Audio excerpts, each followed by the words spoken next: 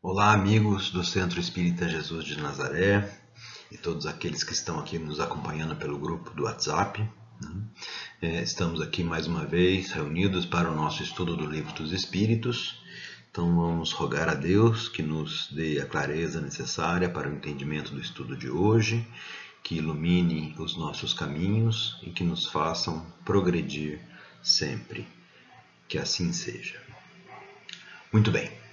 Nós estamos no estudo do capítulo 6, né, que é da vida espírita. As percepções, sensações e sofrimentos dos espíritos.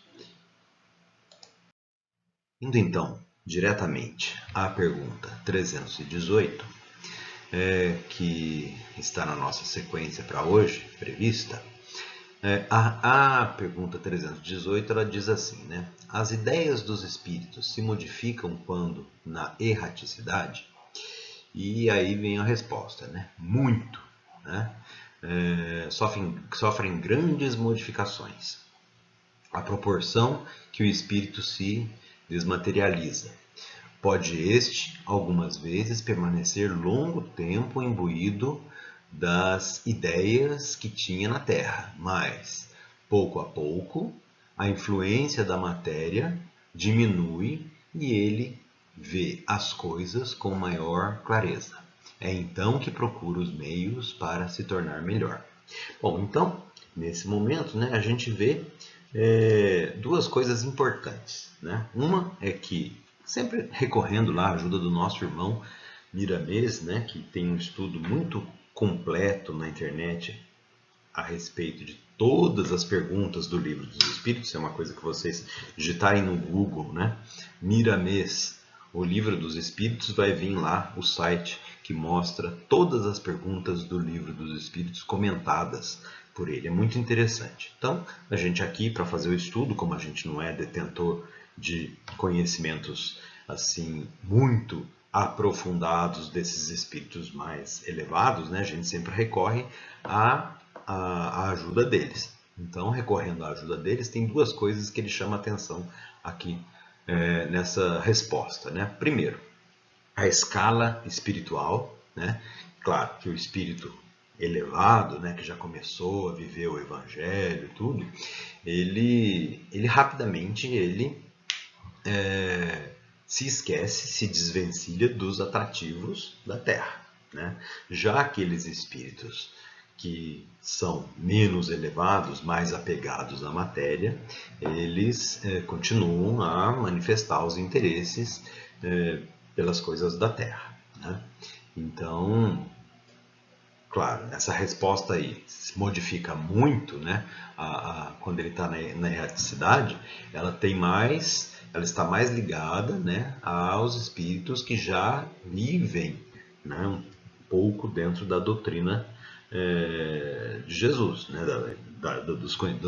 dos ensinamentos de Jesus. Aqueles que são apegados à matéria, que ainda não despertaram para os conhecimentos de Jesus, esses têm um pouco mais de dificuldade. Mas, como diz a resposta aqui, com o tempo, né, eles acordam para a realidade da vida espiritual e aí então procuram os meios de se tornarem melhores. E um dos meios de se tornarem melhores é o quê? É através da doutrina espírita, né? Ela nos ajuda muito a nos libertar da materialidade, porque ela nos desperta para,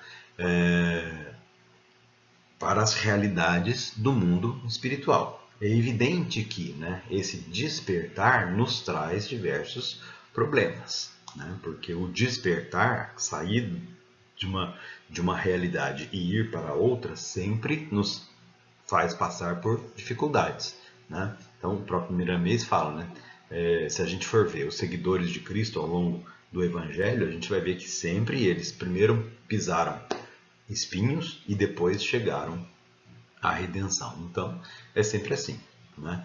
O despertar requer vontade, querer, né? Despertar, e requer resignação e que a gente usa, a palavra que a gente usa muito, né, hoje, resiliência, que é a gente conseguir se moldar à nova realidade a qual nós seremos apresentados. Passando então para a pergunta 319, é uma pergunta que é bem interessante, eu já me fiz essa pergunta muitas vezes, né? Então ela lá assim, já tendo o espírito vivido, a vida espírita, antes da sua encarnação, como se explica o seu espanto ao reingressar no mundo dos espíritos? Então é aquela coisa, né? A gente sabe que nós já reencarnamos várias vezes. Nós já nascemos e morremos inúmeras vezes. No entanto, sempre, né, que a gente vê, por exemplo, no Céu e Inferno tem vários, no livro Céu e Inferno tem vários relatos, né? E lá sempre a gente vê que tem um certo assim, espanto do espírito que se desencarnou. E aí o que acontece? Parece que é a primeira vez, né, que ele desencarna. Isso tem a ver com aquele momento inicial da perturbação, né, porque é uma reação natural à mudança, certo?